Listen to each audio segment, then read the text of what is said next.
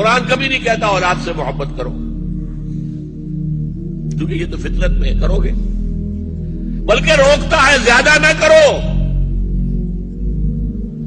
ان من ازواجکم واولادکم عدوا لکم فاحذروہم، یہ جو تمہارے اندر فطری ایک محبت ہے، اس کے بنا پر وہ تمہارے دشمن بن سکتے ہیں۔ ان کی محبت میں تم غلط کام کرو گے، ان کو اچھے سے کھلانے کے لیے تم حرام کمائی کے اندر جو ہے ہاتھ ڈالو گے، لہذا ریسٹرین کرو، اس لگام کو کھینچ کر رکھو۔ محبت ایک حد سے زیادہ نہیں ہونی چاہیے اولاد سے۔ ہاں والدین سے محبت کرو جو فطری تقاضا نہیں ہے۔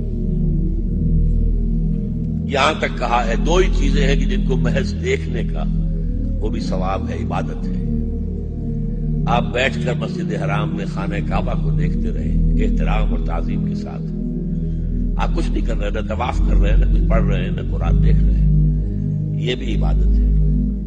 اور بوڑھے والدین کو محبت بھری نگاہ سے دیکھنا بھی عبادت ہے۔